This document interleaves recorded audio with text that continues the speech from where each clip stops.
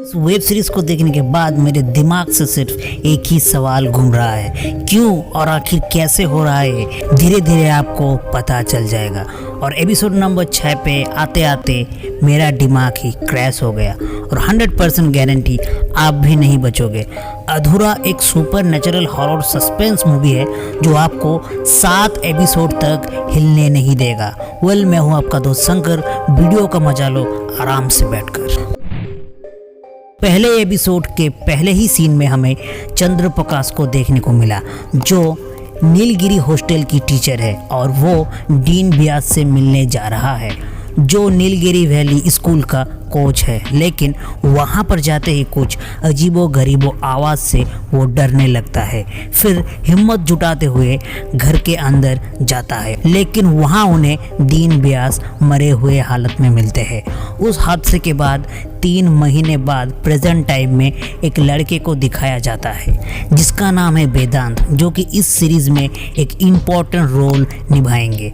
वेदांत को बुली यानी रैगिंग करते हुए कुछ बच्चे उसे एक ड्रॉ में लॉक कर देगा और अकेले छोड़कर चला जाएगा। लेकिन हॉस्टल में भटकता हुआ आत्मा लॉक तोड़कर वेदांत को आजाद करके गायब हो जाता है। और ट्विस्ट तो तब आएगा जब वेदांत उस रात से कुछ अलग ही बर्ताव करने लगेगा। मानो एक नहीं दो वेदांत थे, एक सीधा साधा वेदांत और दूसरा डरावना वेदांत। अगले ही सीन में हमें देखने को मिलेंगे कि 2007 में पढ़ने वाला स्टूडेंट को स्कूल रियूनियन के लिए चीफ गेस्ट के तौर पे बुलाया जाएगा और ये 15 साल पुराने स्टूडेंट से ही प्रेजेंट या 2022 के घटना से ताल्लुक होगा, जिसे देख आपके रोंगटे खड़े हो जाएंगे। और वहाँ वेदांत को कुछ अजीबो हरकतें करते नजर आएंगे। वेदांत रात भर गायब होता है तो सुबह खून से लथपथे रॉड हाथ में लेते हुए नजर आएंगे। और इधर रीयूनियन के समय नज़दीक आने पर सभी ओल्ड बॉयज आने लगता है, जिनमें से मेन रोल पर है अधिराज, मालविका, देव, यश और उनके कई सारे दोस्त। इधर जब अधिराज प्लेन से आता है तब उनका नाक से खून निकलता है और वेदांत के साथ भी सेम ऐसा ही होता है। क्या है कनेक्शन आगे जाके ज़रूर पता चलेगा, लेकिन ताजुब आपको तब लगेगा जब सभी ओल्ड बॉयज़ आएगा सिवाय अधिराज की जिगरी दोस्त निनाद को छोड़कर। और आगे जाके आपको वेदांत और निनाद का तगड़ा कनेक्शन देखने को मिलेगा। फिर सभी old boys Nilgiri valley school में आया और आते ही तस्वीरें खींचने लगा, लेकिन सभी ओल्ड बॉयज़ आया, सिर्फ निनाद नहीं आया। और अधिराज सिर्फ निनाद से मिलने ही आया है। सालों पहले हुई गलतफहमी को दूर करने के लिए अधिराज निनाद से मिलने आया। फिर सभी ओल्ड बॉयज़ फोटो खींचने के लिए तैयार हो रहा था और जब ही फोटो खींचने जा रहा था अचानक वेदांत के ऊपर देखते ही इमारत के ऊपर से लोहा गिरता है और सभी डर जाता है। फिर हमें स्क्रीन पर 2007 के एल्बम से पुरानी फोटो दिखाता है, स्याही मिटने लगता है और निनाद का चेहरा सामने आता है। आखिर निनाद कहाँ गया? अधिराज और निनाद के बीच ऐसा क्या झगड़ा हुआ था? 15 साल पहले ओल्ड बॉयज से वेदांत का क्या कनेक्शन है? और आखिर में वेदांत ऐसे क्यों कर रहा है और वेदांत को उस रात से क्या हुआ है? ये सभी सवालों के जवाब आपको सेकंड एपिसोड में देखने को मिलेंगे। और साथ ही में आपको बहुत सारे भूतिया कांड देखने को मिलेंगे इसी हॉस्टल पे। और आखिर में आपके मन में ये भी सवाल आ रहा है कि पहले जो चंद्रप्रकाश का सीन दिखाया गया था वो क्यों देखकर भागा, यानी कि दीन व्यास को किसने मारा? ये सारा कनेक्शन आपको धीरे धीरे पता चलेगा। सो आगे वीडियो को देखने के लिए हमारे चैनल को सब्सक्राइब कीजिए। मिलते हैं सेकंड एपिसोड पर। एपिसोड 1 में काफ़ी सारा सवाल मन में घूम रहा था और उसका जवाब इस एपिसोड में पता चल जाएगा। एपिसोड 2 के पहले ही सीन में हमें अधिराज स्विम करते नजर आएंगे और अचानक डूबता हुआ आदू ऊपर आके अपने कलाई पर निशान देखकर चौंक जाएगा। और दूसरे ही सीन में हमें लेक्चर हॉल में सबको दिखाया जाएगा और वहाँ पर मालविका और अधिराज के बातों से ये साफ हो जाएगा कि मालविका और अधिराज दोनों एक दूसरे से प्यार करता था। लेकिन आखिर क्या ऐसी वजह है कि दोनों का ब्रेकअप हो गया और मालविका देव से शादी कर ली। इस बीच अधिराज को लेक्चर देने के लिए स्टेज पर बुलाया जाता है और तभी वेदांत गुस्से में आके अधिराज के कान में कहेगा आदू इज बैक। ये सुनने के बाद अधिराज चौंक जाएगा क्योंकि अधिराज को सिर्फ निनादी आदू बोलता था। और आखिर क्यों वेदांत एक छोटा बच्चा होके ना जान ना पहचान डायरेक्ट आके उसके कानों में बोलता है कि आदू आई एम बैक। फिर उसके बाद वेदांत के नाक से खून बहने लगेगा और बेहोश हो जाएगा। इससे ये तो साफ हो जाता है कि वेदांत के अंदर दो वेदांत थे, खुद वेदांत और दूसरा निनाद। फिर अधिराज दुखी होकर निनाद के बारे में सोचने लगेगा और इससे हमें पता चलेगा कि वेदांत की तरह निनाद को भी बरसों पहले बुली किया जाता था और अधिराज उसे सेव करता था। और बुली करने वाला इंसान यश, देव और उनके सारे दोस्ती थे।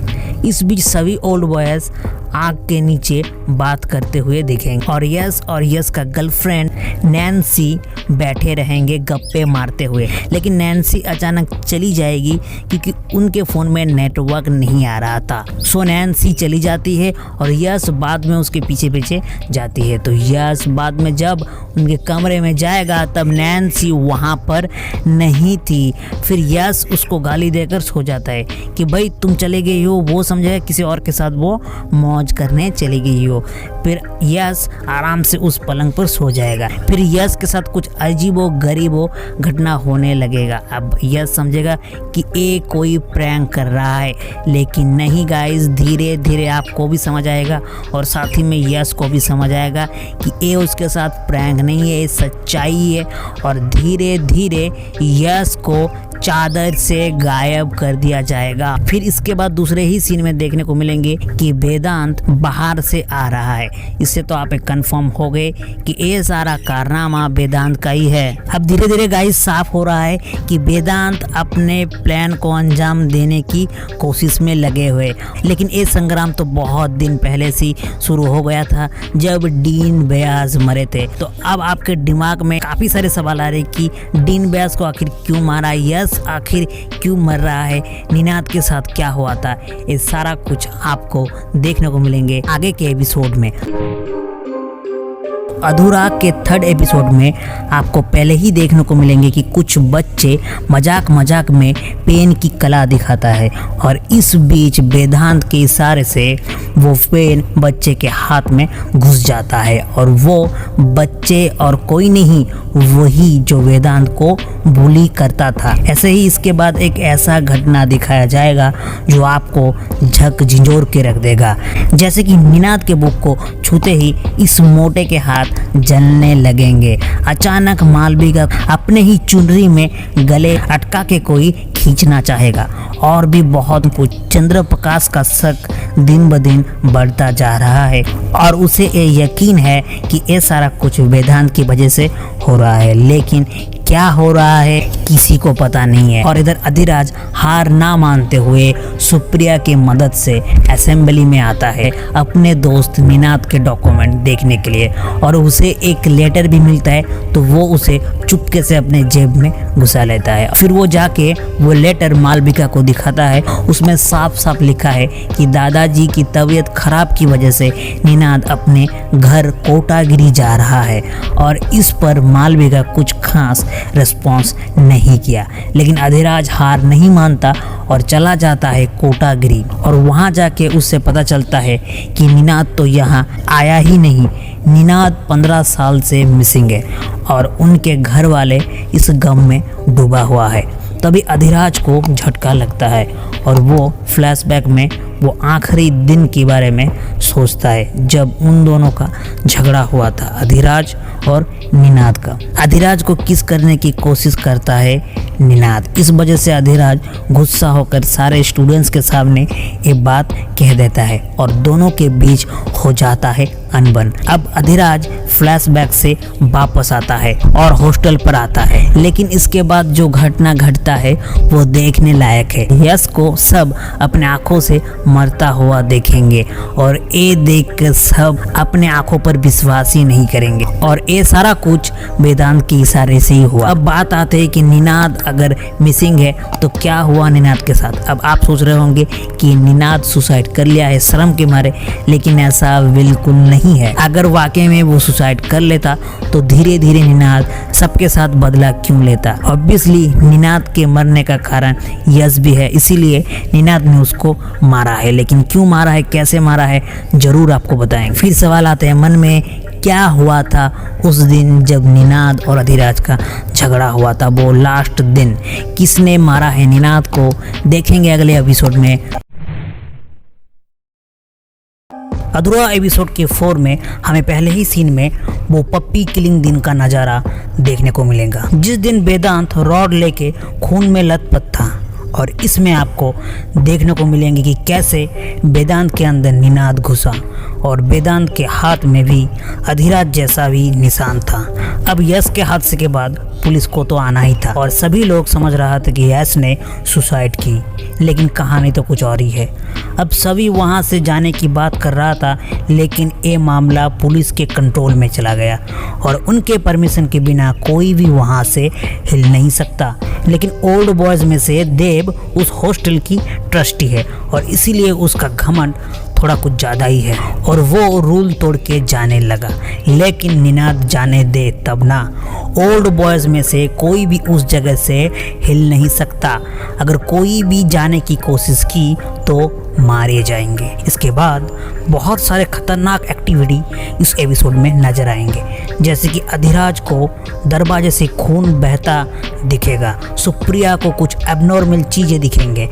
अब आप सोच रहे होंगे कि सुप्रिया कौन है। सुप्रिया वेदांत को मेंटली चेकअप कर रही है, इसलिए सुप्रिया भूत प्रेत में विश्वास नहीं करता। इस एपिसोड में हमें मालविका और अधिराज की सच्चाई पता चलेगा कि कैसे मालविका के साथ अधिराज का झगड़ा हुआ, क्योंकि अधिराज हर बात मालविका के बजाय निनाद से शेयर करता था और इसीलिए मालविका को जेलस फील होता था। लेकिन इन सारे सीन के बाद एक गजब सीन हमें देखने को मिलेंगे। मूवी हॉल में सभी बच्चे मूवी देख रहे थे और अचानक स्क्रीन में आग लग गया। और इस मोटे के बारे में तो क्या ही बताऊं, जब से इनका हाथ जला है तब से शनिचर इसके लाइफ में घुस गया है और दिन ब दिन इसके साथ भी बहुत ही बुरा सी हो रहा है और इसका कनेक्शन आपको देख के मजा आएगा। धीरे धीरे पानी सर से ऊपर जा रहा है और अगले ही एपिसोड में आपको चंद्र प्रकाश का वो सीन देखने को मिलेगा जो पहले ही एपिसोड में क्लियर नहीं हुआ था, यानी कि दीन व्यास को किसने मारा और क्या देखा उस दिन चंद्र प्रकाश ने। क्या मारने की सिलसिला बहुत पहले ही शुरू हो चुका था, जानेंगे अगले एपिसोड में। तो जिस दिन का इंतजार था वो दिन आ ही गया। चंद्र प्रकाश को दिख ही गया कि दीन व्यास कैसे मारा गया। इस एपिसोड में एक बड़े कैरेक्टर का एंट्री होगा जिसका नाम है ऑफिसर वेदी। फिलहाल इसको कौन नहीं जानता, जो बहुत ही वजनदार रोल निभाएगा। और इस एपिसोड पर आपको घमंडी देव और ऑफिसर वेदी का तगड़ा टक्कर देखने को मिलेगा और ऑफिसर वेदी की आते ही सबकी सिट्टी पिट्टी गुम हो जाता है। फिर इसके बाद एक बहुत ही सीक्रेट चीज है इस एपिसोड पर आपको देखने को मिलेंगे, जो मोटे है और देव का फिलहाल कुछ वजह से झगड़ा हो जाएगा। झगड़ा होने के कारण मोटे देव को कहेगा कि मैं तेरा सब सच्चाई अधिराज को बता दूंगा और फाइनली मोटे ने अधिराज के सामने सारा राज उगल दी, कैसे सारे मिलके निनाद को मारा था, जिसको सुनकर अधिराज तो हिल गया बट कुछ नहीं कर पाया और देव ये सारा कुछ किया मालविका को पाने के लिए। ये तो कंफर्म हो गया कि देव ने निनाद को मारा, लेकिन पूरा नहीं, सिर्फ अधमरा किया। अब सवाल ये पैदा होता है कि उसके बाद उसको पूरी तरीके से किसने मारा। इसके बाद दूसरे ही सीन में आपको देखने को मिलेंगे मोटे का अंतिम विदाई और मोटे का भी बुरे तरीके से राम नाम सत्य हो जाएगा। अब सवाल पैदा होता है, और अगर निनाद को देव ने पूरी तरीके से नहीं मारा तो किसने मारा, और आखिरकार मारने के बाद अफरा तफरी क्यों नहीं मची, कहाँ पर रखा है निनाद को, बाकी सारे जानेंगे छठे एपिसोड में। तब धीरे धीरे माहौल गर्म होता जा रहा है और इस एपिसोड में आपको दिखाई जाएंगे कि मोटे की मौत के बाद उसी जगह और एक लाश मिला जिसका सिर्फ कंकाल मिला और कुछ ड्रेस ही फाइंड किया हुआ है। और इधर चंद्रप्रकाश और अधिराज का खोज पूरा हुआ और आखिर में दोनों एक दूसरे से बात करने लगे। ऑब्वियसली निनाद के बारे में दोनों मिलके बात करने लगे कि इसे साबित कैसे करेंगे। निनाद का आत्मा ही सारा कुछ कर रहा है, ये हम साबित कैसे करें। अगर ये साबित करने गया तो लोग तो हमें पागल ही समझेंगे। और जैसा कि मैंने पहले कहा कि मोटे की लाश के पास एक कंकाल मिला और वो फाइंड करके पता चला निनाद का लाश था। और इस एपिसोड पर अधिराज को ये भी पता चल गया कि दीन ब्याज भी इसमें शामिल था। अब आपके दिमाग तो घूम गया किस तरीके से भाई ये हो सकता है, जरूर बताएंगे। आगे चलिए ना। इधर सुप्रिया की स्टोरी दिखाया जाएगा, कैसे उसकी गलती के कारण अपना बच्चा खो दिया, साथ में अपने पति को भी खो दिया। इसको आप नोट करके रखना क्योंकि सीजन 2 में काम आएगा। आखिरकार इस एपिसोड में वेदांत का असली चेहरा सुप्रिया को दिख ही जाएगा। वेल, सारा कुछ होने के बाद घमंडी देव हॉस्टल से भागना चाहता है, लेकिन निनाद जाने दे तब ना।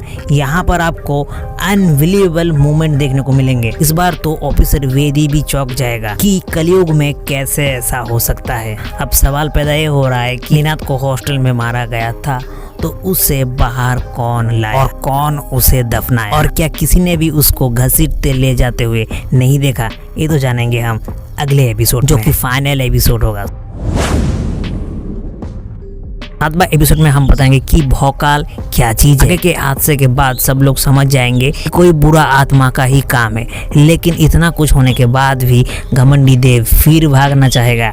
और इधर वेदी को अधिराज निनाद के बारे में सारा कुछ बता देगा। हाँ भाई, दोनों आमने सामने हो जाएंगे। ऑफिसर वेदी भी चौंक जाएंगे कि हाँ भाई, मुझे भी लगता है कि ऐसा हो सकता है, लेकिन हम ठहरे पुलिस वाले और अगर हम इन चीज़ों में विश्वास करने लग गए तो लोग क्या सोचेंगे, और इसको साबित करना भी बहुत ही टफ है। इधर देव को लाख रोकने के बावजूद देव भागने की कोशिश करेंगे और नतीजा राम नाम सत्य। फाइनली देव का दी एंड होने के बाद मालविका तो अकेली रह जाएगी। अब तो कुछ कुची मुची होगी शायद अधिराज के साथ, लेकिन चलिए देखते आगे। कुछ सवाल जो अब भी ऑफिसर वेदी के मन में है। निनाद तो अधमरा था तो फिर उसे दोबारा कौन मारा? अगर वहाँ किसी ने मार भी दिया था तो निनाद के लाश को बगैर देखे बगैर घसीटे जंगल तक किसने ले गया? और पोस्टमार्टम में ये लिखा है कि निनाद का मौत ऊंचाई के गिरने की वजह से हुआ। इंटरेस्टिंग बात बताऊं कि निनाद की शर्ट पर मालविका की बैच भी मिला। क्या बदला अभी तक भी पूरा नहीं हुआ, लेकिन कैसे क्यों हुआ ये तो आपको कंफ्यूज कर रही है और अभी भी ये मर्डर मिस्ट्री सॉल्व नहीं हुआ। सो अगर पूरी सीरीज को आपको बताए तो कुछ इस तरीके से हुआ कि देव और उनके गैंग मिलके उसको अधमरा छोड़ कर गया था। फिर निनाद तो ठीक हो गया था, लेकिन दीन ब्याज का रोल था कि दीन ब्याज ने उसको दफनाया है जंगल में, लेकिन सिर्फ जंगल में दफनाया है। फिर उसको हॉल से घसीट कर कौन लेकर गया था? अगर किसी ने भी नहीं घसीटा दोबारा उसको किसने मारा? बस मेरा तो दिमाग ही खराब हो जाएगा। मैंने तो देख लिया, आप भी देख लेना फुल वेब सीरीज। सो मिलते एक धमाकेदार वेब सीरीज के साथ। चैनल को सब्सक्राइब कीजिए, बेल आइकन को प्रेस कर दीजिए। मिलते हैं नेक्स्ट वीडियो में, तब तक के लिए बाय बाय, टेक केयर।